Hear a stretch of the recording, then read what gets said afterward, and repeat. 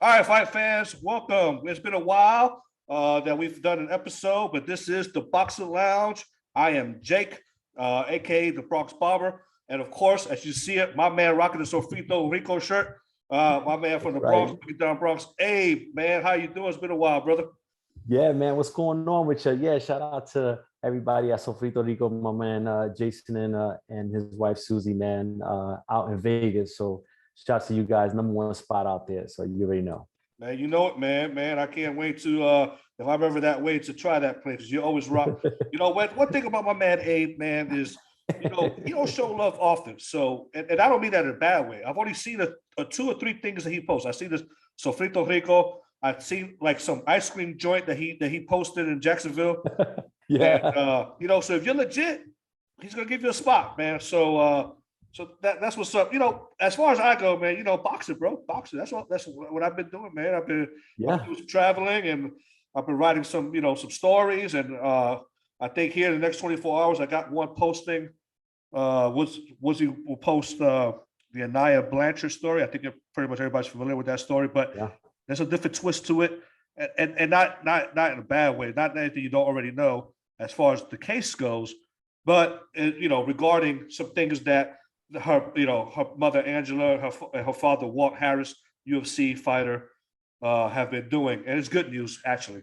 So that'll be posted in the next 24 hours, and so that brings us today. A lot of boxing stuff has been going on, and I don't know what to make of it, man. It's not really like boxing stuff. It's more like soap opera stuff that pertains to boxing. It's been a weird couple of weeks on boxing, right? You gotta love the reality TV that is infused in this boxing world, man. You gotta love it. But that's what's gaining everybody's interest, right? Or keeping everybody's interest, I should say. So yeah, man, it's crazy, man. We just came off like the Jake Paul Woodley fight, and then we come off some other mumbo jumbo. There's just a lot of drama going in, and we could talk about 3 hours on all the drama, but we narrowed it down to a few things. We narrowed it down to number one, the shit that has been flooding my timeline for the last going on 3 days, which is the Caleb Plant Canelo Alvarez press conference, where there was a what I call a cat fight, right? It wasn't really a fight. It was like, it was scratching each other. This is some weird shit going on here, right? And then we had the Pacquiao retirement. We're going to talk about that. Obviously, it is fight week, so we're going to talk about Usyk and Joshua. And then we're going to wrap up with some around the corner stuff that you got going on. And, a lot of folks love that stuff. You are what I call the Walter Mercado of boxing. You see into the future. So yeah, let's kick off with, and of course, we're probably freestyling. There's some other stuff that's been going on, like the Teofimo Lopez date being changed again. Riddick Bowe apparently fighting at the age of 95.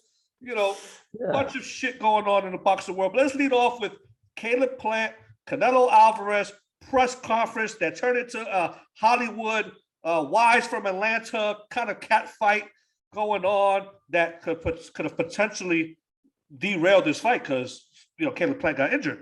Hey, what do you make of this? All right, so I tell you that they needed to find a way, whether people want to say it was staged or not. Like, I don't really care about that part. They needed to find a way to get people talking about this event, right? Canelo is Canelo. He's got the people behind him. He has got his fan base. But remember, you need that second dance partner, right, to really drive those numbers. Plant don't have that personality.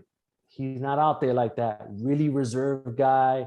And he's not that guy. So this situation blowing up like that, they had there's a really popular mixtape website called thatpiff.com, right? They were posting it on Twitter. They had almost 100,000 like retweets and likes. 50 Cent posted it on his Twitter and I think on Instagram as well. All these random casuals were posting that have these huge platforms, were posting the press conference of that incident. So it just went up. And I'll quote my man Woodsy, we say probably about 30%. Like they just saw a 30% hike in potential pay-per-view buys just because of that. And I think that, yes, there was a little bit of a scare there. I think Mike Coppinger blew it out of proportion a little bit, saying that he was bleeding profusely, but there was a little bit of scare. But I think that it was the best thing that happened for this fight. And now, you know, even though there's a UFC fight going on that night, where I thought that might be that might take away from the fans a little bit. Now this is going to be the most anticipated fight just because of that. Yeah, and everything that's going to go follow along with that. You mentioned that, and I remember you saying that you know you didn't know how this fight was going to fare being paired up with a UFC event. So that's interesting, and I'm thinking along the lines with you. I agree that something needed to happen to spark this fight, and I'm going to come from a different perspective, right? So, number one, I thought it was great. You know, it took me back to a time where that was typical in press conference. Guys talking crap to each other, guys coming at each other. This Twitter kind of beef that happens, and then when they get in front of each other's face, nothing. This took me back to like the Muhammad Ali days, the Hector Macho Camacho days, you know, the Mike Tyson when he was up on the stage before the Lennox Lewis fight. It took me kind of back to that time. So here's my take on it, why this needed to happen. Because people in the boxing world immediately, and you know what, we got to do better. And I'm going to say this, we got to do better, especially us that are really in tune to boxing. Those of us that are, you know, reporters and journalists, we got to do just a little bit better in selling our sport, okay? Because the instant this fight was announced, big, I'm talking about top guys, top boxing pundits, immediately wrote Caleb Plant off. And I thought that was so disrespectful. And even though we know the majority of us are going to pick Canelo to win this fight just because of the sheer level of skills, it doesn't mean that Caleb Plant can't win this fight. All right? I'm on the side where I believe Caleb Plant has the tools that Canelo has trouble with, which is boxing. Canelo has problems with boxers, you know, as he did with, you know, Lara. And, you know, and although those are what seems eons ago, and Canelo has evolved from that, he still has problems with fighters. And then they were saying that Canelo Plant didn't have the power to make Canelo respect him. Well, power is irrelevant because we see how he stood up to Triple G's power, which Triple G was the boogeyman. Canelo has a chin. So power is not going to beat Canelo. What's going to beat Canelo, whoever, whether it's Caleb Plant, Charlo, Benavidez, whoever steps in the ring with Canelo is the perfect execution of a plan. The person that could, number one, take Canelo's punch and execute the perfect fight plan is the one that's going to beat Canelo. All right? Now, my heart picks Plant because I think he has the tools. My mind and my rationale is going to go towards Canelo. However, I thought that this respect within itself from guys like respected journalists like Dan Raphael, okay? Respected boxing Twitter personalities like Rick Glazer immediately wrote this guy off. What they did in doing that was diminish the value of this fight. So in doing that, we got two world champions. Think whatever you want about Caleb Plant. He is a bona fide, legitimate world champion. All right? Think what you want about it. In giving your opinion that fast, you diminish this fight. And I'm glad that this press conference happened the way it happened. Because like you said, it increased the wanting to watch this fight just because of that. Now, however, we you know, like Mike Tyson said, they could have fucked up the money. if Caleb Plant would have got injured, Floyd Mayweather said this when they asked Floyd Mayweather, "Hey, you know what was the biggest beef between you and Zab Judah inside the ring?" Floyd was like, "Yo, why fuck up the money? Let's continue to fight." You know, so. If Caleb Plant, if that injury, you know, diminishes or potentially poses a risk to this fight, then they just fucked up a big payday for each other. All right. So you mentioned something that you said that Caleb Plant, and this was a personal conversation between us. We were sharing that Caleb Plant has the potential to stink up this fight. What did you mean by that? That's right. Caleb Plant does have the potential of stinking up this fight, as he has in some of his earlier fights, right? Where he doesn't have that much of a punch output. He'll throw a couple of jabs here and there and just move around the whole round. That's what I mean about stinking up the fight. I think he has the potential of doing that. It almost seems, and I'm not saying he does this, but it's like fighting scared kind of, but I know he's not doing that. He's just trying to be smart about it, but it comes off as that, right? And so it stinks up the fight. Nobody wants to see that, right? But I get it. It's, it's hit and not get hit type of sport, right? And land, effective, clean punches, ring generalship, all those things. I get it. But I still think he has the potential of stinking it up, and it's gonna be up to Canelo to make the fight, right? He's gonna have to cut off the ring. He's gonna have to bring the pressure, because I think that Caleb Plant is gonna find a way to just try to stick on the outside, maybe try to counter him coming in, and try to win the fight by utilizing his jab and foot movement. And that has the potential of stinking it up. Yeah, so listen, I was going to make a case for Plant in the sense of, again, he's a good boxer. I'm not going to take anything away from Caleb Plant. The boy can fight. However, he does have the potential to seem like he's scared during the fight, or whatever tactic that he's been using in the past. Kind of reminds me back to Shakur Stevenson's last performance, right? Yes. While he won that fight, most of us were like, bro, you're better than that, man. You're way better than that. And while a lot of these fighters are falling, are the Devin Haney's, the Shakur Stevensons, and in this case, Caleb Plant, and maybe Boo Boo Andrade falls into that category. Okay. While I get the concept that Floyd Mayweather says, hey, look, I lasted this long in the sport because I didn't take that kind of punishment, but Floyd Mayweather was special. All right. He was able to do that and make it look pretty at the same time. These guys are not that. So I get what Floyd is trying to teach them, but Floyd had a way of eluding punches and making that look good, and then countering effectively to win these fights. What Floyd was able to do in his career was phenomenal. Pretty Boy Floyd was a monster. People forget who Pretty Boy Floyd was when he fought Diego Corrales, when he fought Castillo, when he fought all those guys, okay? He was putting people on their butts. Yeah. All right? So that has permeated a little bit into this world. So while I say all that to say this, that while I was giving Caleb the benefit of the doubt that he could potentially outbox Canelo, like you say, is not going to allow this fight to be stunk up. Canelo, number one, he has that pride of a fighter. Number two, this new Canelo likes money. Yeah, this new Canelo likes everything that comes along with being a superstar boxer. He's not going to let, like Mike Tyson said, Caleb Plant fuck up the money. He's not going to let him do that. So Canelo's going to cut off the ring. He's going to find a way to get to Caleb Plant. And somebody mentioned the other day that Canelo wins this fight with a shot to the body. I think that's a possibility. Okay.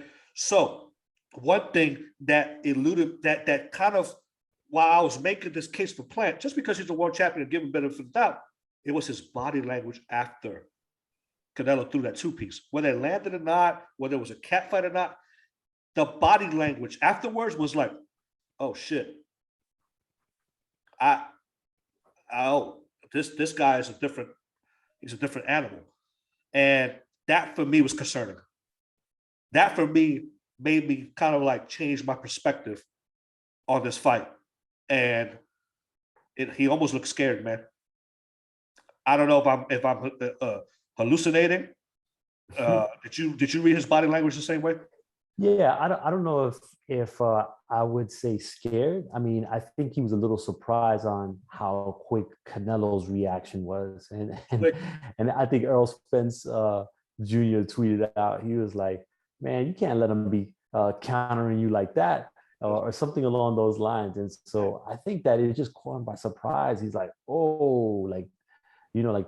And I think Canelo did that purposely to say and he finished it with saying, "You're not on my level." That matches those actions. And that's the thing with Plant, right? Like I want to give him his props, but who has he fought? That's the problem. That's why people dismiss him, right? they're not dismissing his skills. They're dismissing the fact that he hasn't fought anybody. So he's going from here to here overnight. And even those guys that we say he hasn't fought anybody, he hasn't really dominated them. Yeah, I mean, you're talking about, moving up, 4 or 5 levels overnight. Not saying he can't do it. He has the athleticism to do it, right? Yeah. But man, it's gonna be hard. It's gonna be hard. That's a really big jump. And I know he got Andre Ward, and Andre Ward's a smart guy, right? So he's gonna, try to inject some stuff that he sees and everything else. But even then, he not Andre Ward. Andre Ward's a different animal. He thinks differently in that ring. So I don't know how much of a difference that's gonna make. I mean, Caleb Plant has to fight the fight of his career on November the 6th, and it has to be his career-defining performance. Now, can he do it? Hey, we've seen it before, right? We've seen it before. Hey, Tim Bradley knocked off Pacquiao, at one point, right? We've seen the big upsets, so it's not out of the realm of possibility. It's just that on the surface, all those guys have been dismissing Plant because of his level of opposition up to this point hasn't been to the level of what Canelo is from. That's all. Well, we will definitely see. This fight has, as of 3 days ago, this fight has got a lot of people excited. Whether, I think it needed to happen because I think, again, I will reiterate what I said. A lot of the people in the big business who are pro boxing kind of did a disservice to this fight initially, given their gut reaction. They should have just held off a little bit, kind of said, hey, this guy's a world champion, kind of puff the plan up a little bit, because sometimes us ourselves with their boxing do a disservice to some fights. So it's going to be interesting to watch. I'm excited. I'm with you. Anything can happen inside the square circle, especially when you have the right motivation behind it. And we'll see. We'll see what Caleb Plant does on November 6th. And then I'm going to reserve some official predictions to prior to before that, because us at NewYorkFights.com, we'd like to put a panel together and give all our predictions. So I think this would be one that would be interesting to see, like we did with our, like we did with our last fight with Nakatani, and that was damn near. We at New York Fights were 50-50 on that one. Yeah, and I tell you that, and not to deep dive too much into that, but I felt like that fight, if it wasn't for the broken nose, I felt as though the tide was turning a bit. Yeah. And Acosta was making the adjustments, but Nakatani wasn't. But I sure hope that they do it again sometime in the future. Like I said, I get why they stopped the fight. It was just bleeding profusely. They couldn't stop the fight. He was swallowing too much blood. I get it, but a tide was turning, and Acosta's fire was landing, and Nakatani's body language was saying otherwise. So Nakatani was kind of happy they stopped this fight prematurely. So that brings us now to the Manny Pacquiao retirement.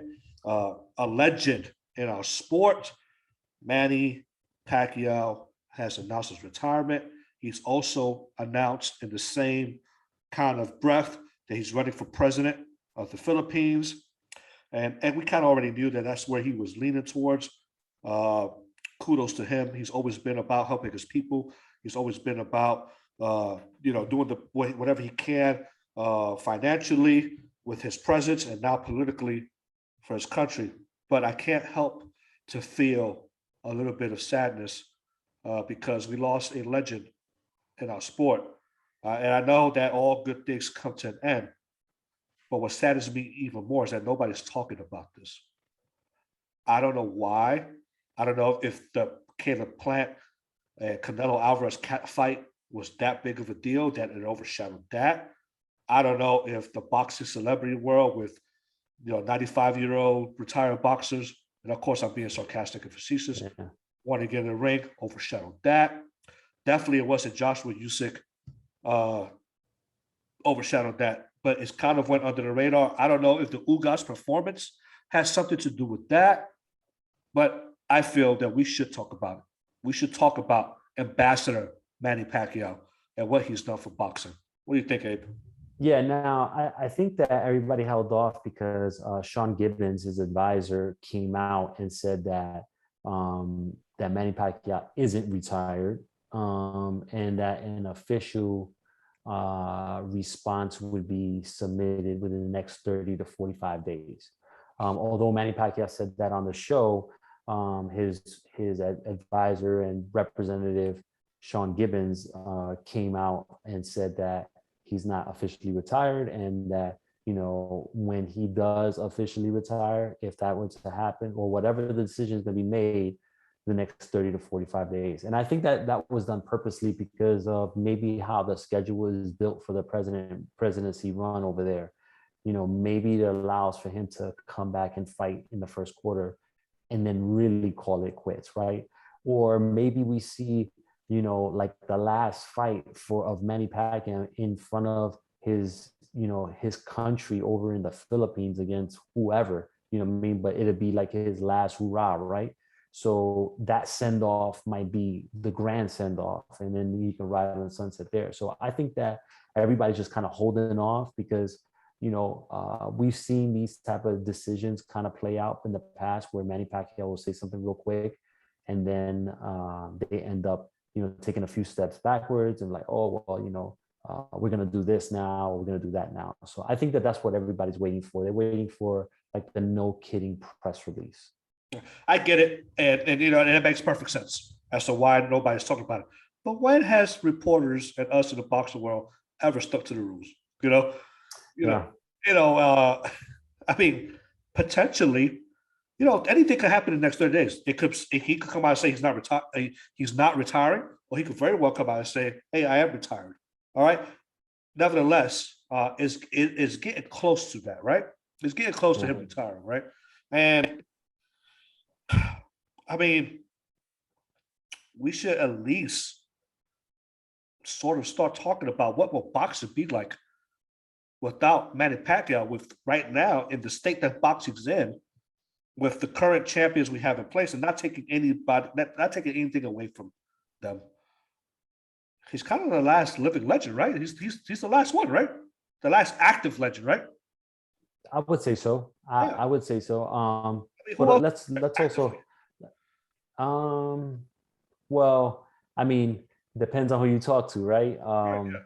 You know, for the super purists, I mean, you still got Roman Chocolatito Gonzalez, who is considered a legend by a lot of purists, right? So I think that he's probably the only one left outside of Manny Pacquiao. Yeah, and again, not to take anything away from Chocolatito, but it's just the memories throughout the years that Pacquiao has left us.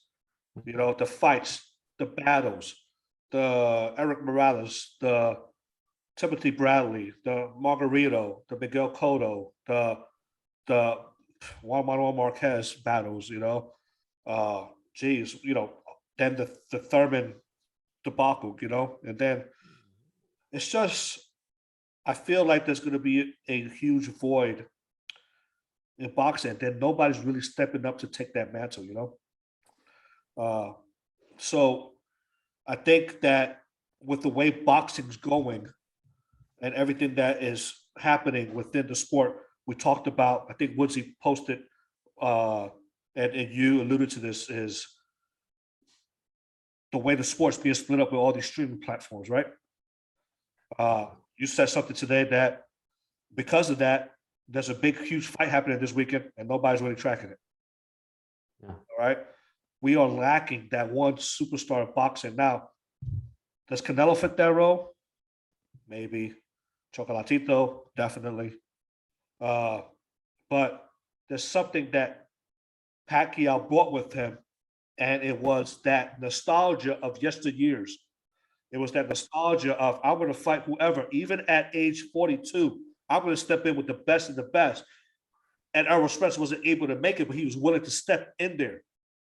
And then Ugas stepped in. And you and I knew that this was an ugly fight for Manny Pacquiao. All right. I don't think you and I rid Ugas off, you know? And it's that willingness. It's the story behind Manny Pacquiao, the Filipino pride. He's a hero. And we don't have any heroes in sports nowadays like that. The Michael Jordans are gone. The last of the heroes died with Kobe Bryant. And in the boxing world, he was the last You ever remember that show in the 80s, The Last American Hero? Yeah. Well, he was the last Filipino hero, and then for lack of an American hero, he also filled that void for us. Yeah. So I was kind of sad to hear of that. And we'll see what happens with the next 30 days. And you know what? He may not retire because of what the lasting images we had of him. The lasting images was that he lost to Ugas, right? And then we saw him being fed by his wife. Yeah. Look at all that set a bad image.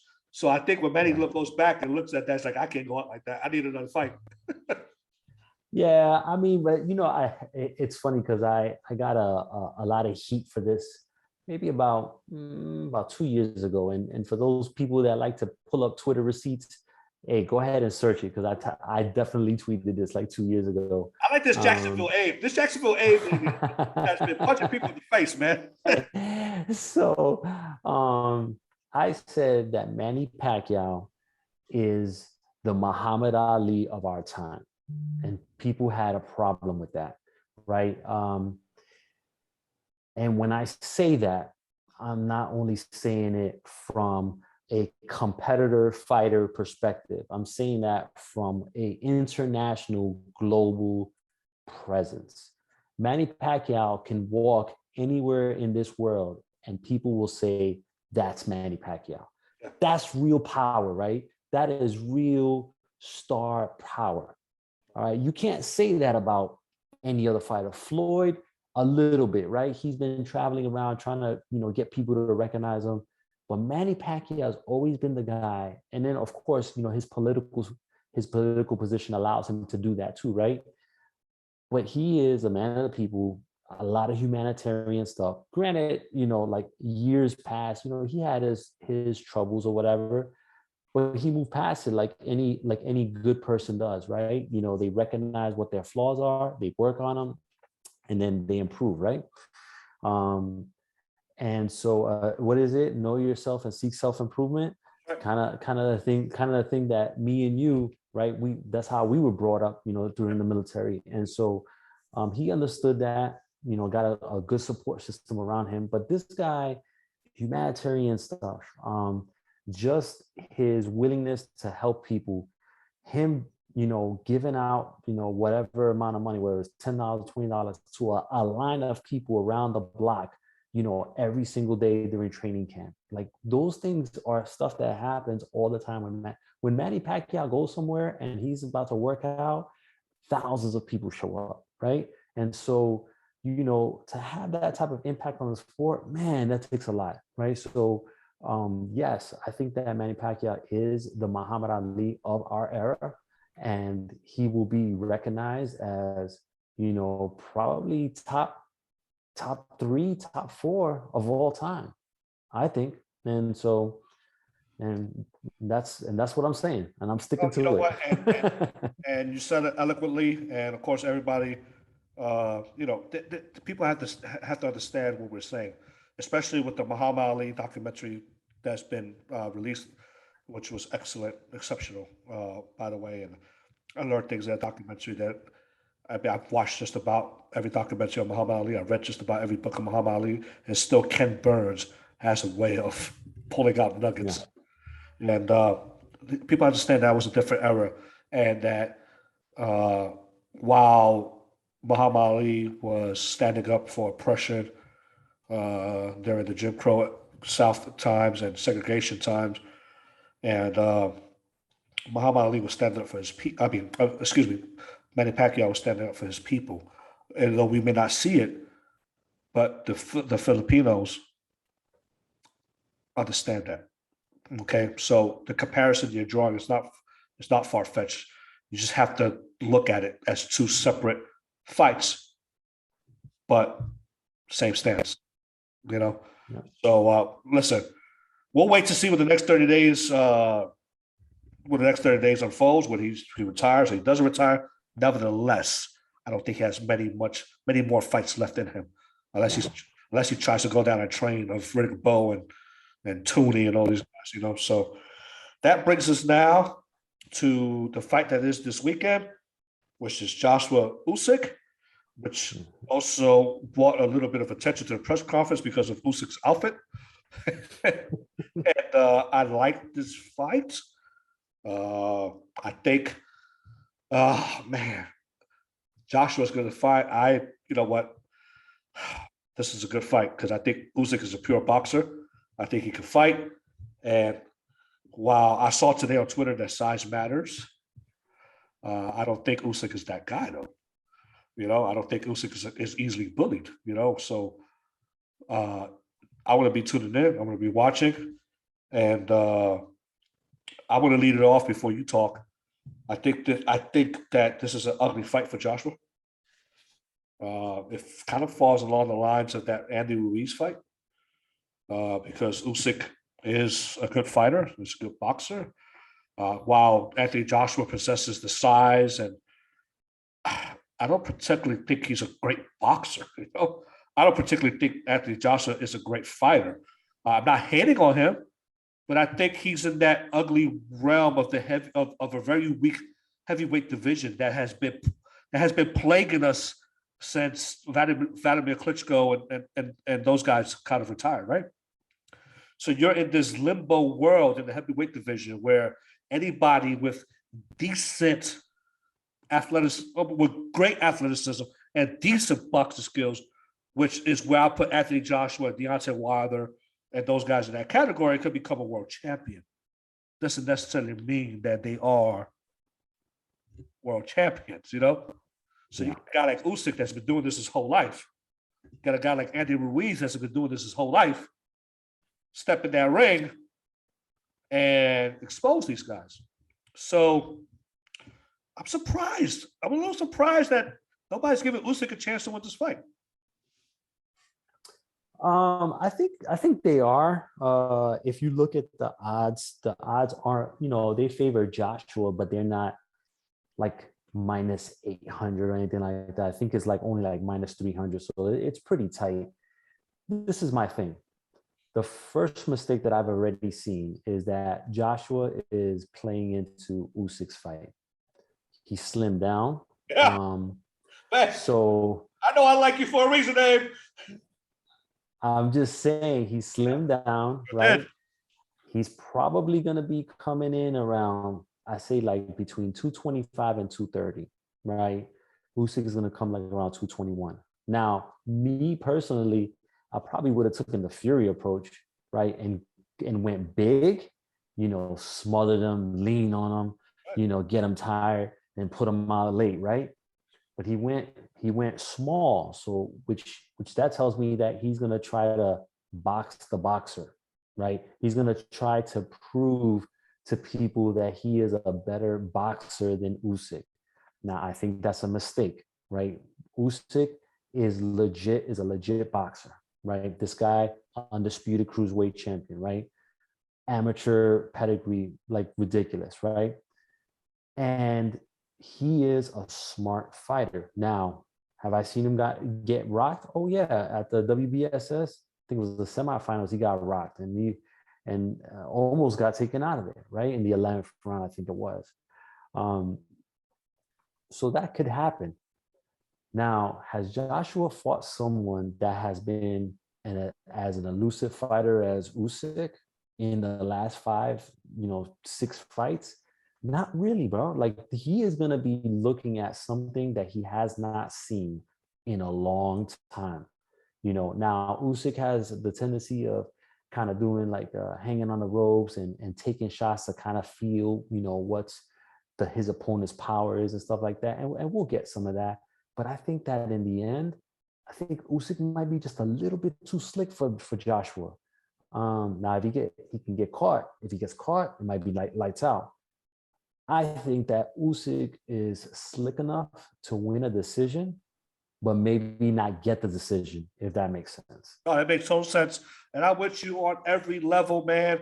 This is why you and I are like the best boxing twins on boxing Twitter. Because you and I kind of think like, you know, that's the first indication to me that this may not go Josh's way because he slimmed down. And that maybe that was what he felt was his demise against Andy Ruiz, because he was too big, he couldn't box, he was tight. Andy Ruiz boxed his ears off.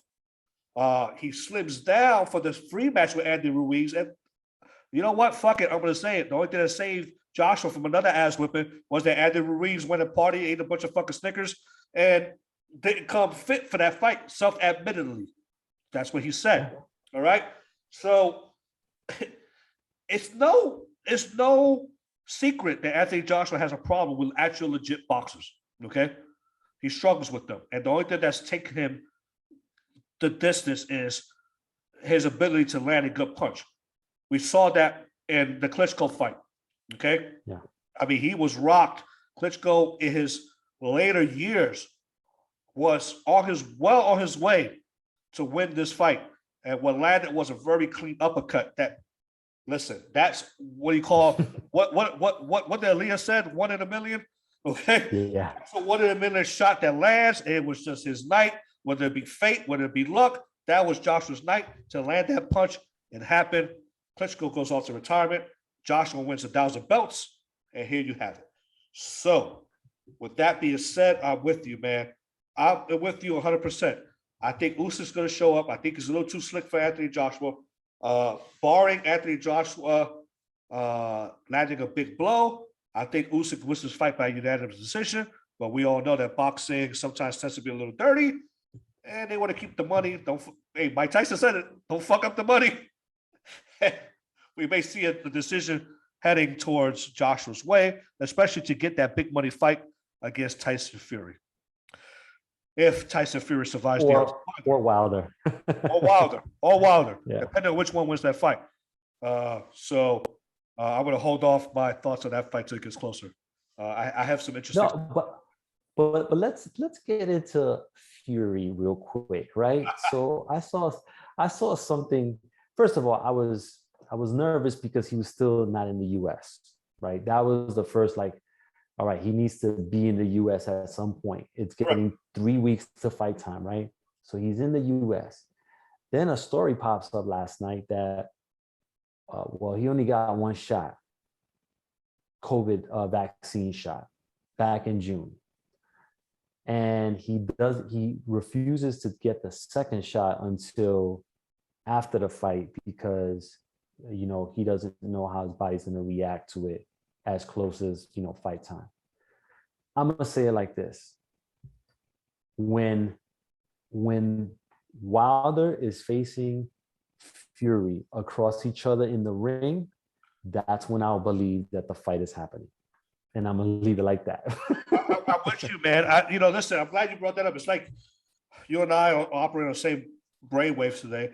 Listen, I saw, number one, when you already have your mind set on facing one guy and your mind is heading in that direction, okay, it kind of deflates your motivation. So now here's Tyson Fury getting set up with a big money payday against Anthony Joshua in Dubai or Saudi Arabia or Timbuktu, Lord knows where. All right, he's amped up for that. He doesn't think he's going to fight for a third time with Deontay Wilder. As far as he's concerned, that's put to bed. He survived the first fight. He got up from a hellacious knockdown. The second fight, whether it was Costume Gate, Watergate, Mark Breland Gate, whoever the hell, that left a little bit of controversy. It leads me to believe that Tyson Fury doesn't want this Deontay Wilder problem. He doesn't want it. All right. And Deontay Wilder has a new fresh set of motivation. So the longer this fight sits, in my opinion, it favors Wilder. All right. Yeah. So I really think that that this fight needs to happen soon if we want to see if Fury. It favors Fury. This fight happens sooner rather than later. All right. So these antics about not getting the second shot, not being in the U.S. I don't know if that's body language and talk. God, I want to put up a good front, but I really don't want this fight. I wanted to get that one payday and just head off. Fury has been crying the retirement horn for a long time. Yeah. And whether he beat Joshua or not, he just wanted that one last payday, and that's just me. That's my standpoint. And not taking that away from Tyson Fury. I think he's an excellent boxer. I think he's an excellent fighter. Well, he's not punching himself in the face like he did a long time ago. But But you know, so anyway, that's that. And I'm with you. I believe it when I see it. Just like you said with Canelo Plant, I believe it when I see it. Just like we're gonna say with Lopez and Cambosos, we believe it when we see it. That's another shit show. I'm doing a lot of cussing today more than I often do, but it's just boxing's been a shit show lately. You know?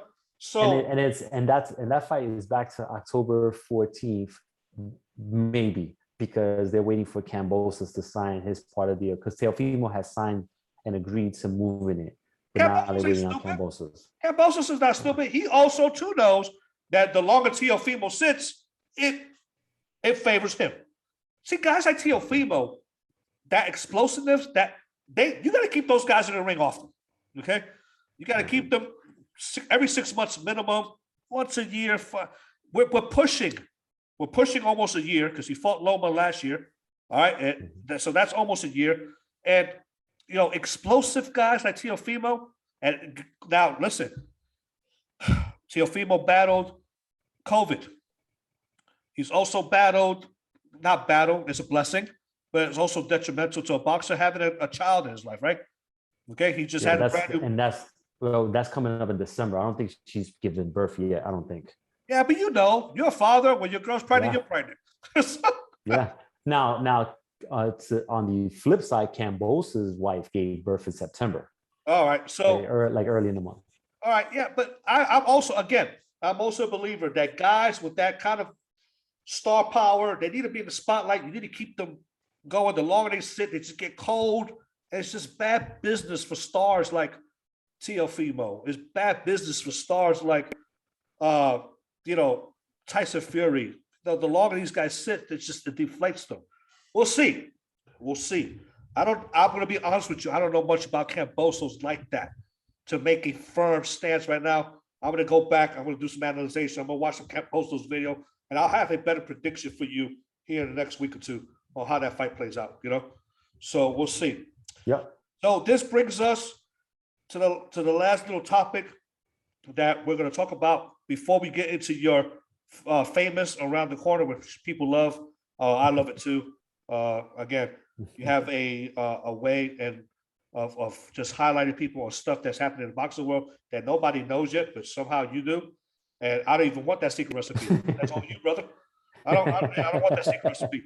You know, your Tiara Brown article was exceptional. Absolutely. Appreciate that, bro. Exceptional, because again,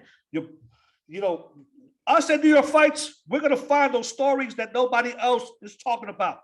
Everybody is talking about the shit that we already know. We're gonna go to those places in those corners in boxing that nobody's really talking about and give people these due. And quite frankly, there's a lot of good people out there that nobody's talking about, like Tiara Brown. That's right. Okay. And unfortunately, her fight got canceled. Jeez, man, that girl has one obstacle after another, huh? Yeah. So, oh, man, I hope she gets her due soon.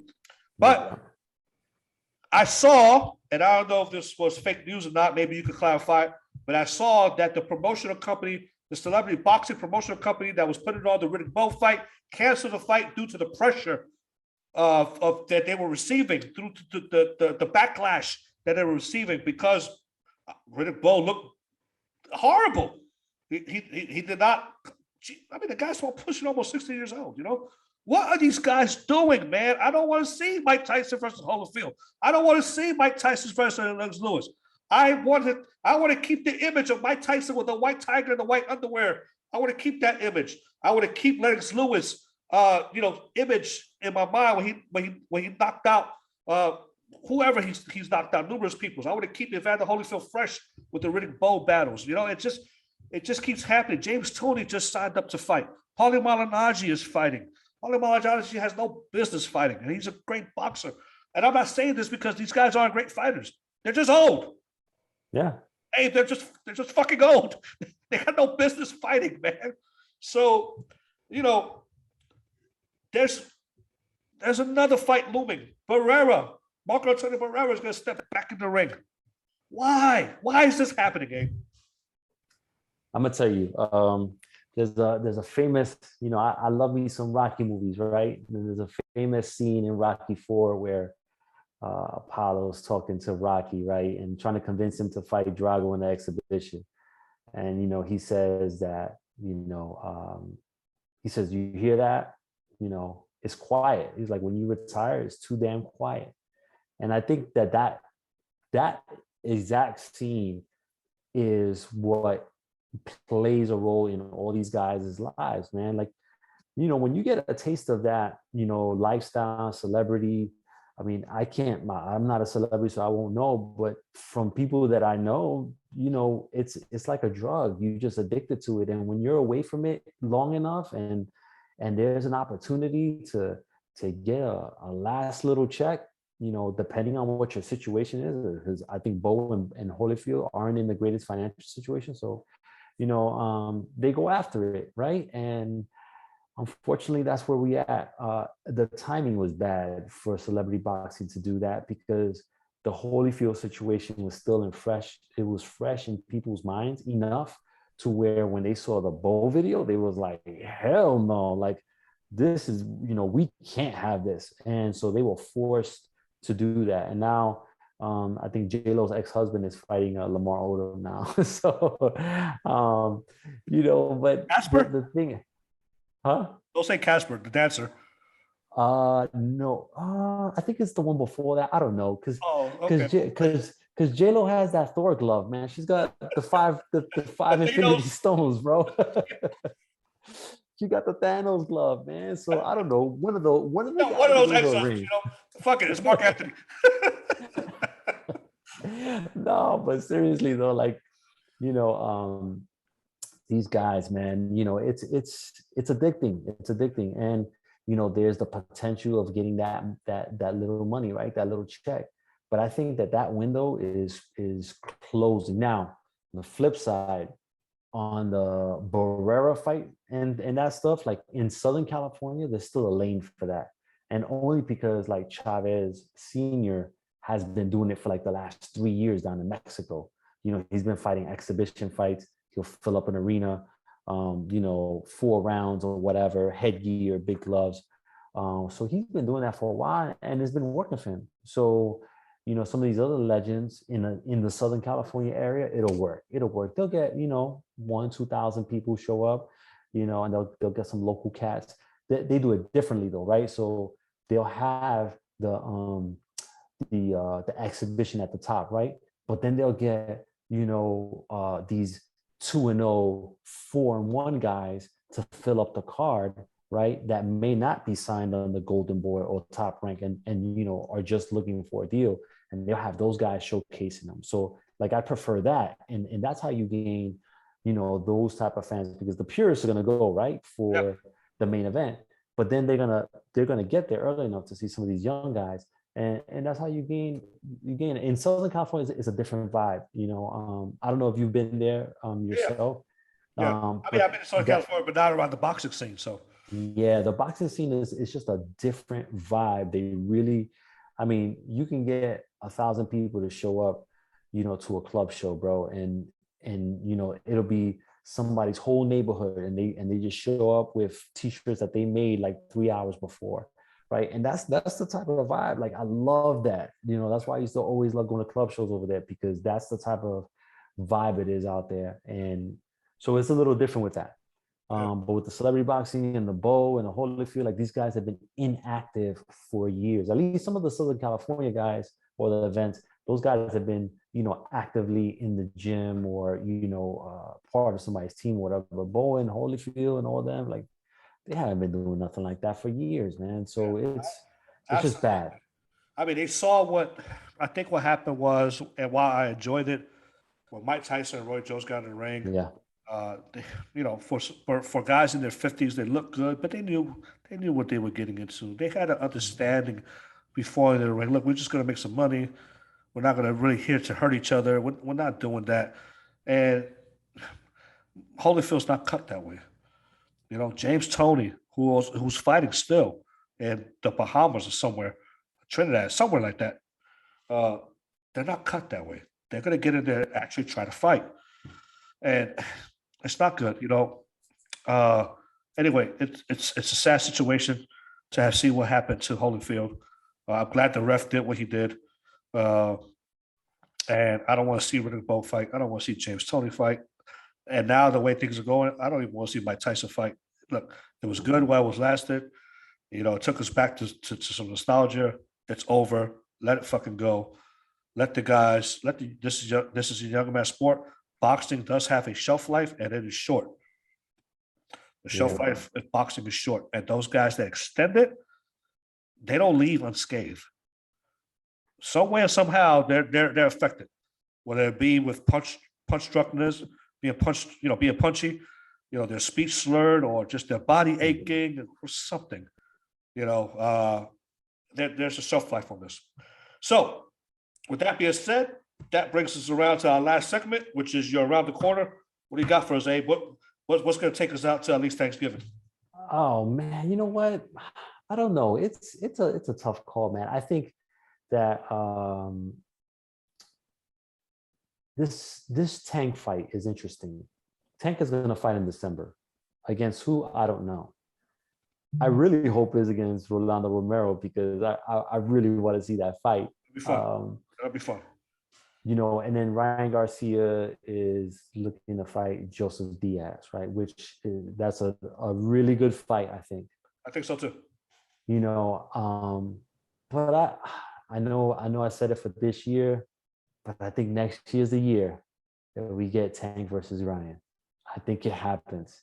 I think if both guys come out victorious in December, they make an announcement in January, February, and say we're fighting in July, August, right? And then take the first 2 months of the year to really promote it. I'm talking about on a really different level.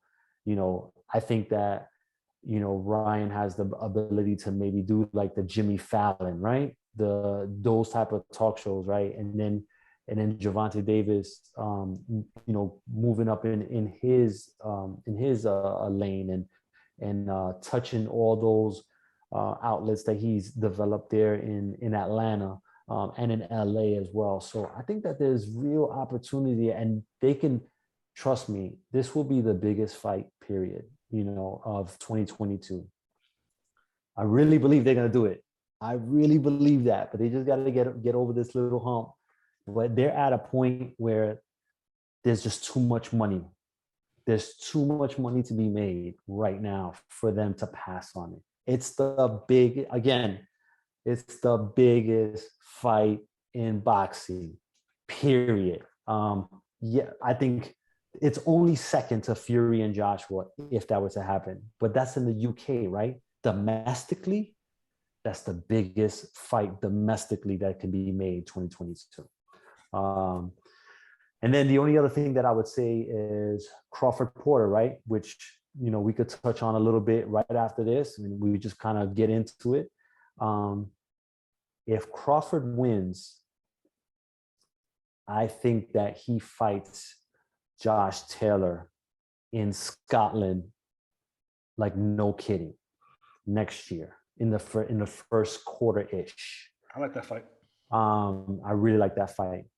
If Porter wins, we end up getting probably Porter Thurman or one of the other PBC guys until Spence is ready, and then maybe eventually get to Porter Spence too. If Spence comes back, I mean, who knows what me personally, I don't think that Spence is coming back until the fall of next year.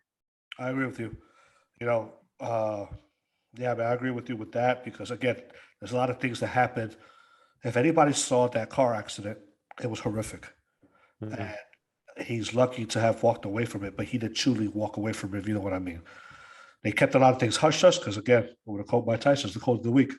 Fuck up the money, Fuck up the money. Yeah, they cut a lot. They kept a lot of things hush-hush with that.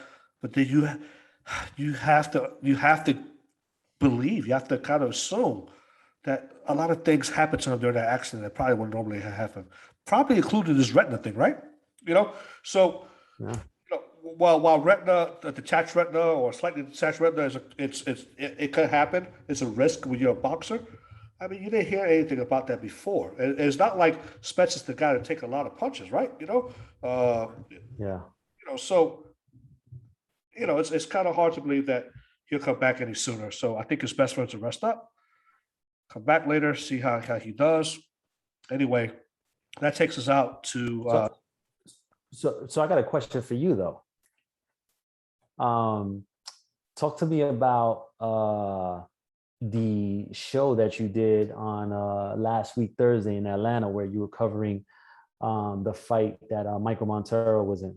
Talk to us about that. Yeah, that was a great event. It was held by held by promoter, former world champion, and female women's boxing Hall of Fame inductee Terry Moss, who is a sweet person. She wears a lot of hats. So she's a promoter. She's also a trainer. She does a lot of things. She runs her own gym, which is Buckhead. So this event took place in Buckhead, right? And which is a town in Atlanta. It's like what Wall Street is to New York. It's their business center. Okay. So it's a beautiful city. It's a beautiful town, and she hosts this thing called Corporate Fight Night. As a matter of fact, I'm doing the write up for that. It'll be out here in a couple of days. So Corporate Fight Night dubs or pins white collar, employee, workers against each other. Guys that are lawyers, IT techs that normally aren't fighters, but kind of always wanted to do that. So this thing is different because they just don't take any old random. This is sanctioned by USA Boxing. These fighters got to go out and get USA Boxing passports. They got to train, and then they go and they fight. And then the proceeds, all the ticket proceeds and donations, go to a charitable cause. In this case, being the Ridgeview Drug Rehab and Mental Health Hospital. And Michael Montero, who's very well known to the boxing world, because he's a reporter for Ring Magazine and has his podcast, the Neutral Corner through Ring Magazine, was fighting the main event of the amateur, because it was two cards, it was an amateur and pro card. And he was fighting the main event, as many of you may know, because his brother, unfortunately, passed away from an overdose, and this was a way for him to honor him, plus build money for a good cause. So we get there. The fight takes place in the historic Buckhead Theater, which was built in 1930. Oh wow, that place has history within itself, and it was a beautiful theater. The ring was held on stage. They had the amateur event. WBC and WBO Unified World Champion Franchon Cruz Dezern came out, and she was there, and she also sang the national anthem. Brian Jordan, two-sport athlete, NFL, MLB, retired. He was there. He also supports. So there was a lot of big folks there. Retired fighters, retired world champions were there, and the fights were great. They went off without a hitch. Everybody had fun. The crowd was great. They were cheering off for their IT guy. They were cheering for their lawyer guy. And then we had a 3-card. It was going to be a long night. It was a 5-card pro fight. It was like a 10-card amateur fight. So we were going to be there till the wee hours in the morning. Unfortunately, a couple of fighters got COVID and they had to cancel some fights. So like 3 fights got canceled. And we had a good female fight to open the fight. It went to a draw. It was a great fight. And then we had, it's a club show. So, you got some guys that are trying to make their bones through. It was an exciting second round fight. I got hit with a mouthpiece that flew out somebody's mouth. And then the main event put on this kid named Abe, who fights out of Terry Moss's club, and he put on a good show. But it was typical of what a club show should be. It was good. It was good fun. And it went great. They raised a lot of money. They raised over $10,000 to go to this charity. It was good fun. I just got done talking to Terry Moss today, and she told me that they raised over $10,000. And the story and all the details and the history behind Corporate Fight Night will be out on NewYorkFights.com within the next 48 hours. Boom. There you have it. There you have it. So, Abe, as always, thank you for taking some time to talk to me. This wraps up this segment. Next week, we'll get together sometime around Wednesday, Thursday, wrap up Usyk and Joshua, and talk about some of this other stuff that we didn't get to. As always, man, thanks. we'll do it again. And you know what? Keep watching. Keep supporting us. Read at NewYorkFights.com. Check me and Abe out What's up? on Twitter. We always, we're going to bring it to you straight. There's no lie in what we do. And we're going to have a lot of fun. And we're going to talk about some different things other than the mainstream stuff that you see on what everybody else is doing. All right. Peace, fight fans. Talk to you later. All right.